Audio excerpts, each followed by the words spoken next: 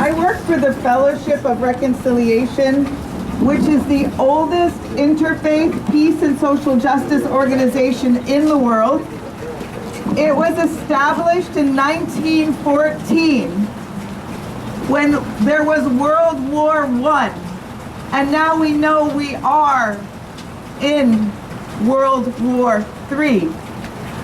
And at that time, an Englishman and a German in Germany, in Cologne, shook hands and they hugged, and they promised no matter what their countries did, they would always be friends, and they would always be in fellowship and peace. And today there are branches in 40 countries around the world.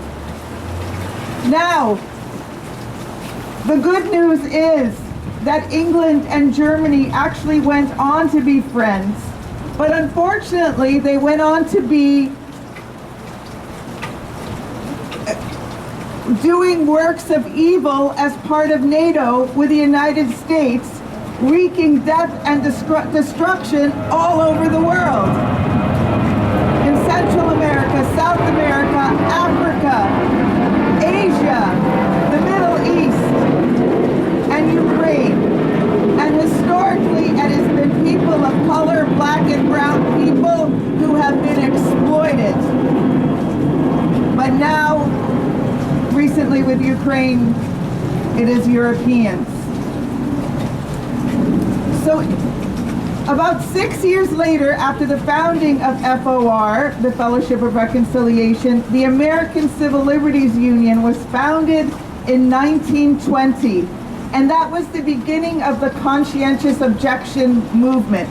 And that is based on, and was a precursor to the Universal Declaration of Human Rights, the right not to kill, the right not to be killed, and the right not to go to war.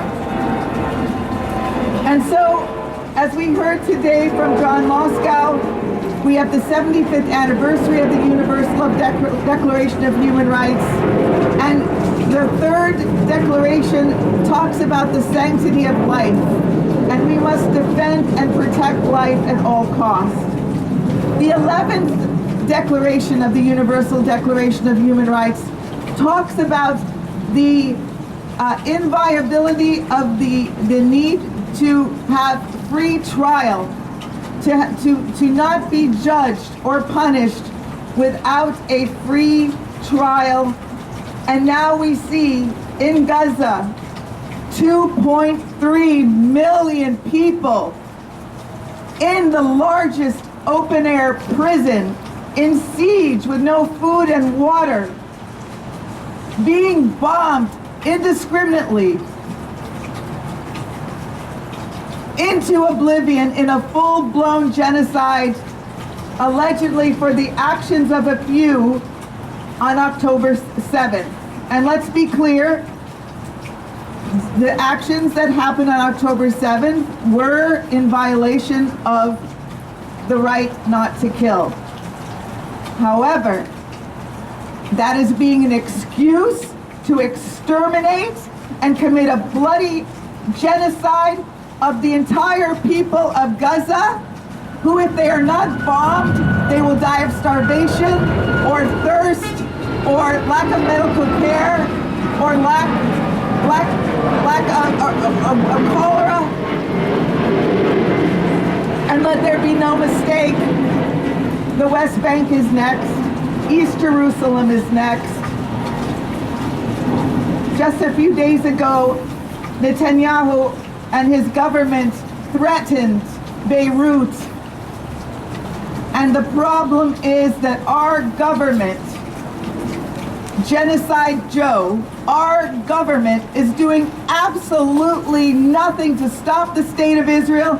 And in fact, just a day ago, it has bypassed the Congress and sent an immediate and unapproved shipment, authorized a shipment of tanks. And I can assure you that the people in Gaza don't have tanks.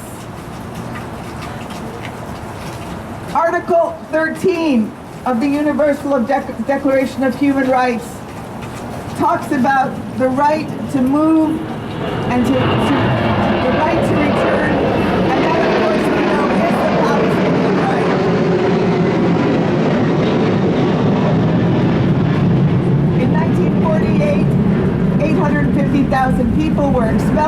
Palestine. And from the river to the sea, it is their human right to go back and return in peace. And that is enshrined not only in the Universal Declaration of Human Rights, but numerous General Assembly and Security Council resolutions. Dear brothers and sisters, what is happening to Palestine is a microcosm of what is happening to black and brown people across the world. And it is a wake-up call that we must come and stand together and unite against empire, because whoever is free today, and now it is actually Jewish people.